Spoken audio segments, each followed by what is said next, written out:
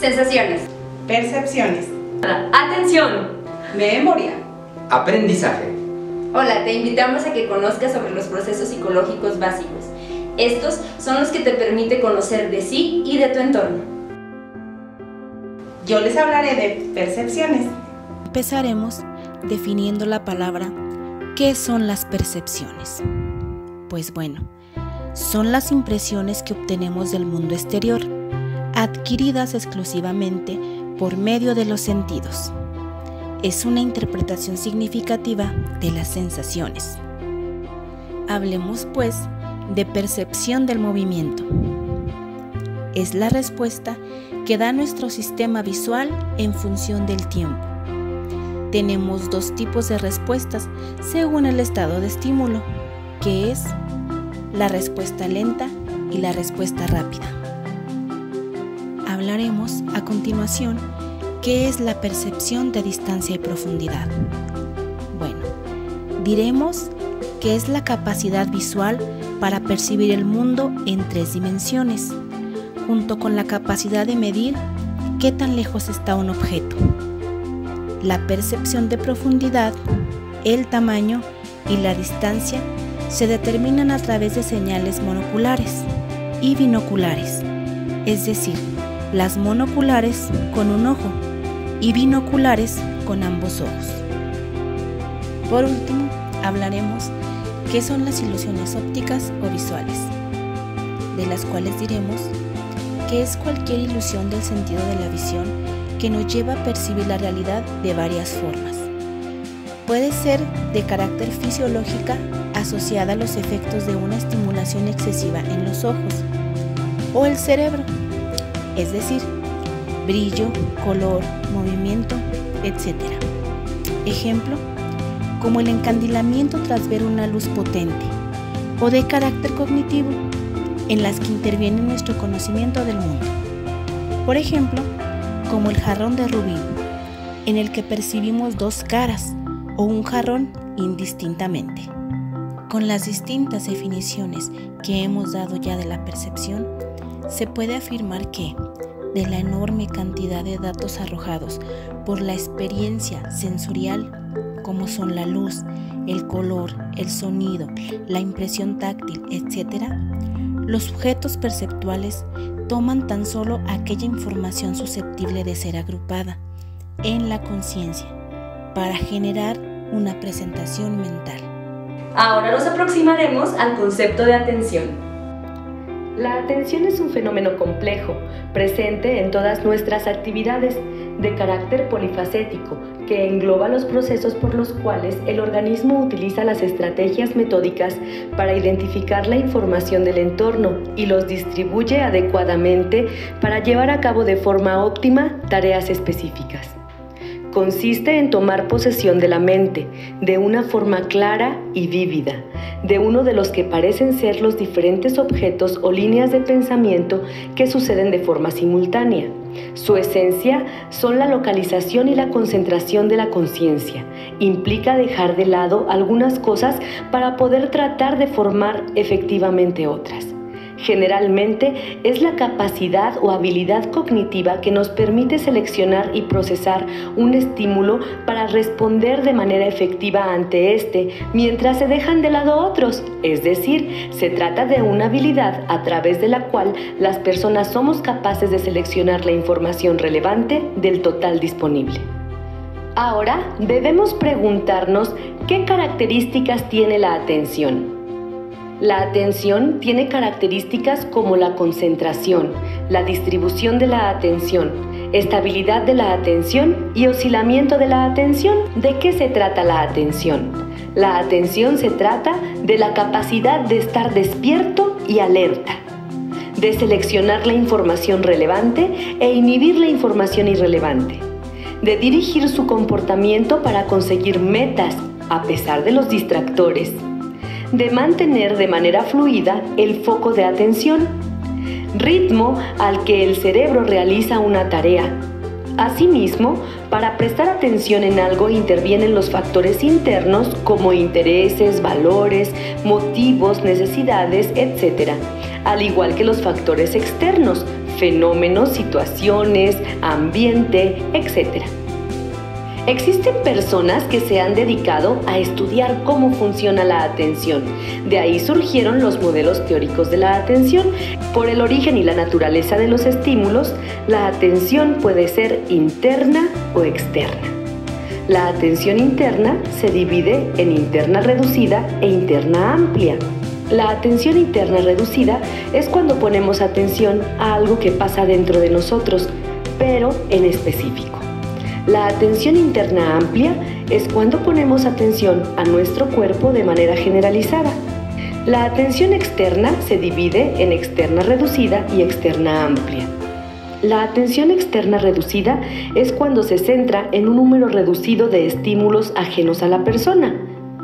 La atención externa amplia se centra en un número amplio de estímulos ajenos a la persona. Según la actividad del individuo, la atención puede ser voluntaria o involuntaria. La atención voluntaria es en la que el sujeto decide en qué ámbito aplicará su capacidad atencional. La atención involuntaria, por el contrario, es la que es pasiva, es el poder del estímulo que atrae al sujeto. Según las manifestaciones fisiológicas y motoras, la atención puede ser abierta o encubierta. Abierta es cuando algo llama nuestra atención y esa atención va acompañada de respuestas motoras, con una reacción del cuerpo, cuando se presta atención al lenguaje verbal o no verbal. La atención encubierta, por el contrario, no tiene respuesta perceptible. No nos damos cuenta cuando alguien está poniendo atención. De acuerdo con el sentido en uso, la atención puede ser auditiva o visual. Además, existen otros tipos de atención. La atención arousal es el nivel de activación y el nivel de alerta. La atención focalizada es centrar la atención en algún estímulo. La atención sostenida es atender a un estímulo o activar la atención por un periodo largo. La atención selectiva es atender a un estímulo o actividad en concreto en presencia de otros estímulos distractores. La atención alternante es cambiar el foco atencional entre dos o más estímulos. La atención dividida es la capacidad del cerebro para atender a diferentes estímulos o actividades al mismo tiempo. Ahora vamos a hablar de la memoria. ¿Qué es la memoria? Es una facultad que le permite al ser humano retener y recordar hechos pasados. La palabra también permite denominar el recuerdo que se hace o el aviso que se da a algo que ya ocurrió, y a la exposición de hechos, datos o motivos que se refiere a una cuestión determinada. Funciones básicas de la memoria. Podemos encontrar 3 funciones básicas y diferentes tipos de memoria. Es la codificación, almacenamiento y recuperación. Codificación. Es el proceso por el cual la información es preparada antes de ser almacenada. Almacenamiento. Se le llama a la etapa continua a la codificación. Cuando la información ya fue codificada, esta puede ser almacenada en la memoria a corto plazo o largo plazo. Recuperación. Es el proceso final de la memoria, el que nos permite encontrar la información deseada en el momento que la necesitamos. Los trastornos de la memoria son alteraciones que perturban la memoria del individuo, interfieren en su desarrollo psicológico y afectan sus actividades cotidianas. Estos trastornos pueden variar de leves a severos, pero todos son el resultado de algún tipo de daño neurológico en las estructuras cerebrales. Este daño dificulta el almacenamiento de la retención y la memoria de los recuerdos. Alzheimer, amnesia, hipermesia, trastorno por déficit de atención e hiperactividad, afasia de Wernicke, así como el olvido. Y las causas del olvido se generan por una lesión cerebral, por una represión, olvido motivado, o por una interferencia. Esta puede ser proactiva o retroactiva. El olvido es la incapacidad de recordar nombres, fechas, hechos o conocimientos. ¿Cómo podemos mejorar la memoria? Dormir de 6 a 8 horas diarias para sentirte descansado. Leer. Esto es muy útil, ya que uno de los beneficios de la lectura es que ayuda con los problemas de memoria estimulándola. Realiza ejercicio físico. Sé una persona activa.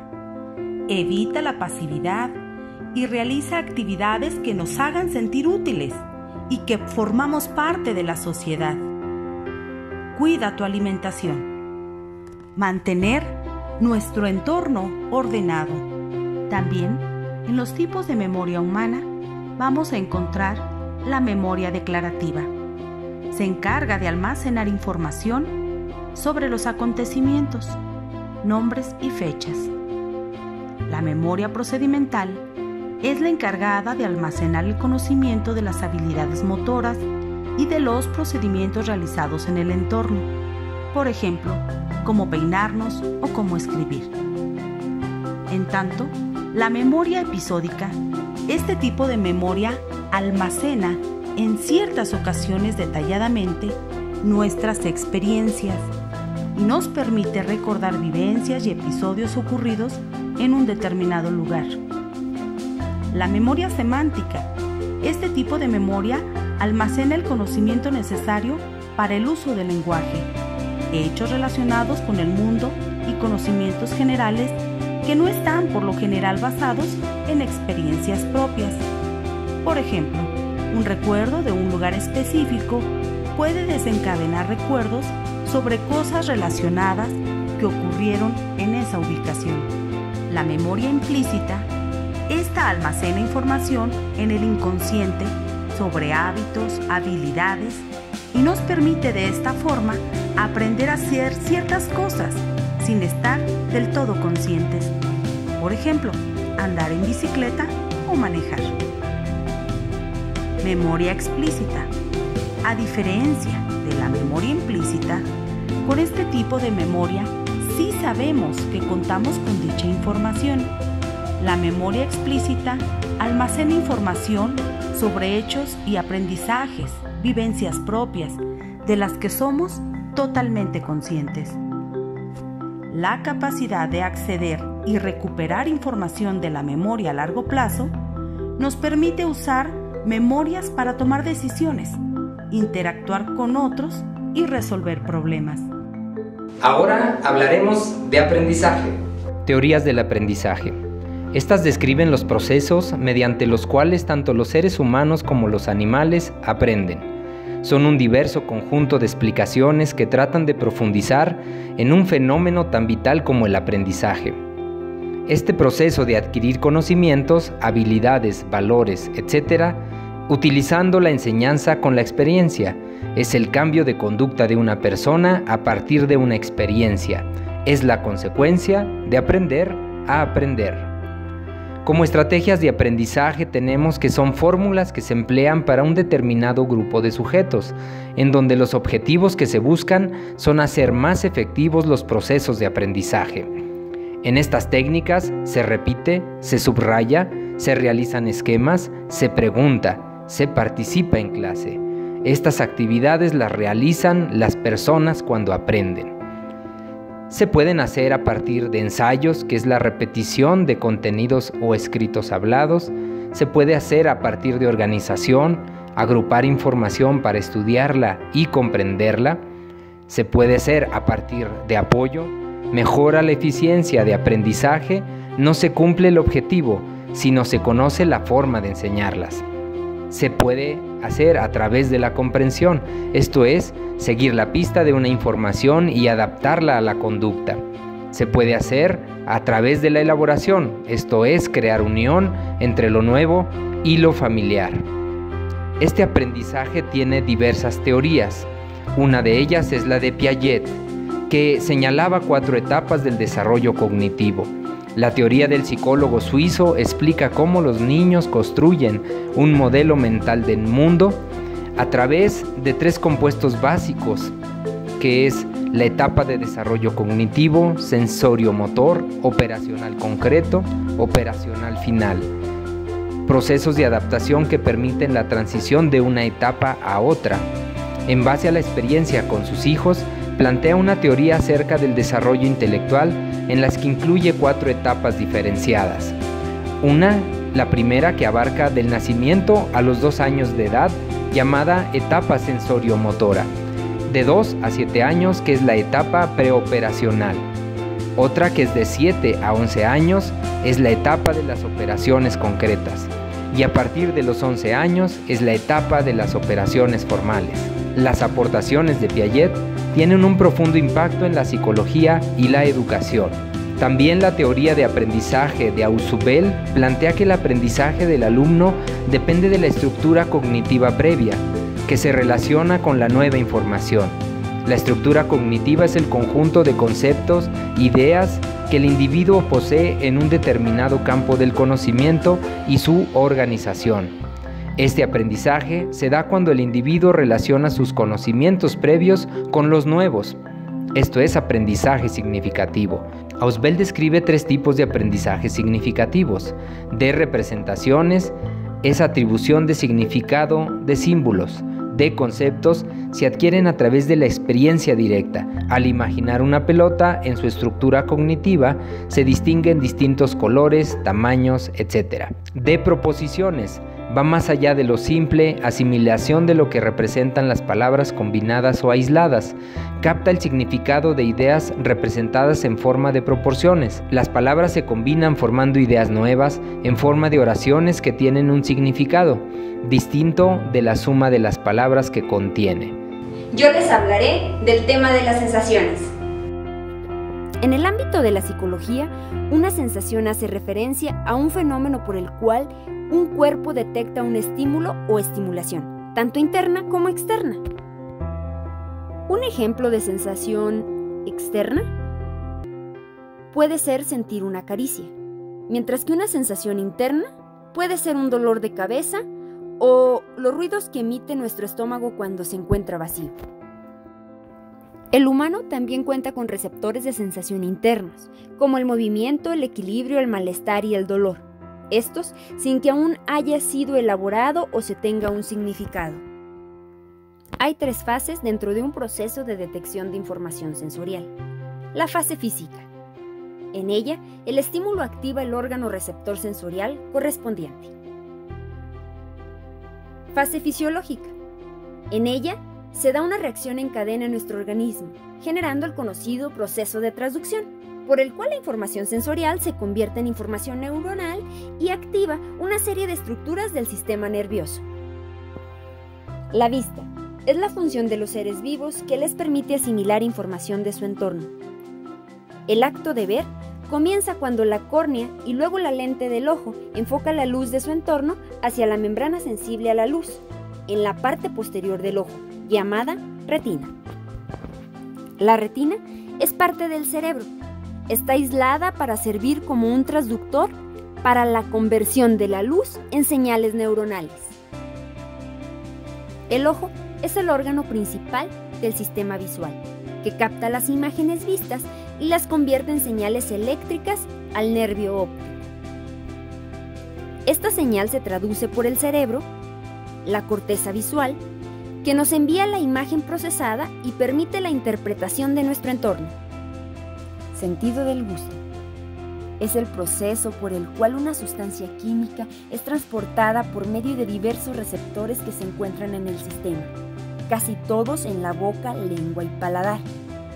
Estos mandan señales al cerebro y se interpreta finalmente el sabor.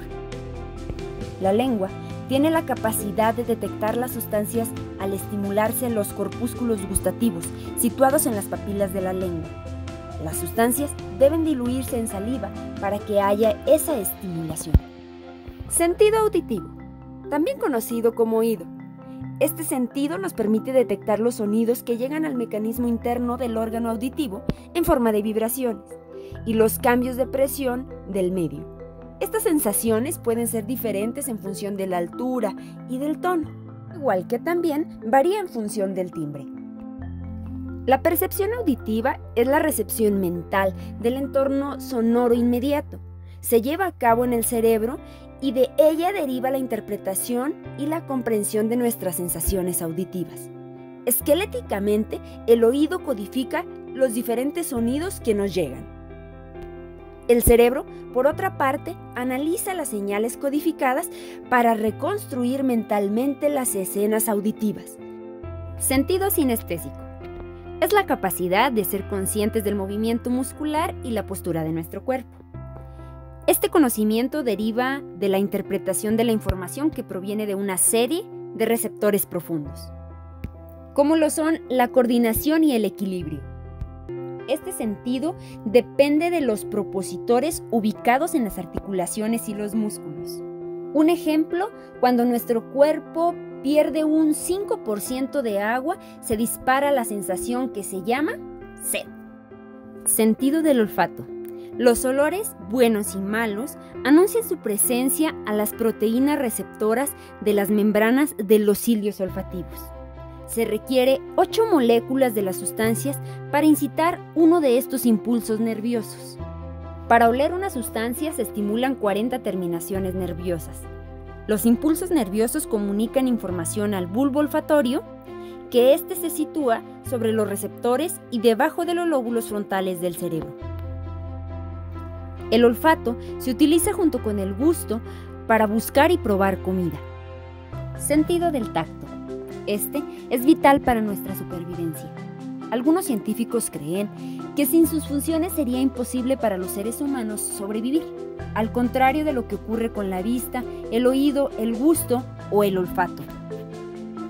El tacto, su órgano sensorial principal, es la piel y se extiende por todo el cuerpo. Se trata del órgano más grande de todo el cuerpo y uno de los más importantes. En la piel se concentran todos los tipos de receptores táctiles que existen. Entre sus funciones se encuentran la protección frente a agentes externos como microbios, mantener la temperatura de nuestro organismo y la percepción de los estímulos táctiles y su transformación en impulsos que puedan ser interpretados por el cerebro. Sentido vestibular. Este se expresa en el tono muscular, en el equilibrio, en la actividad motriz y en los movimientos automáticos. Regula también el sentido del movimiento y el equilibrio. Es el que nos permite situar nuestro cuerpo en el espacio, los desplazamientos y nuestro entorno.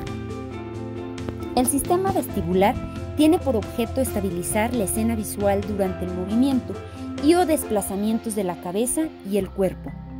Mientras caminamos, el ojo no utiliza nada más que sus movimientos propios sin información vestibular. El paisaje de alrededor estará borroso o se moverá en función de la frecuencia del paso. Esto fue un breve resumen de procesos psicológicos básicos. Esperamos que te haya gustado. Espera nuestro siguiente video.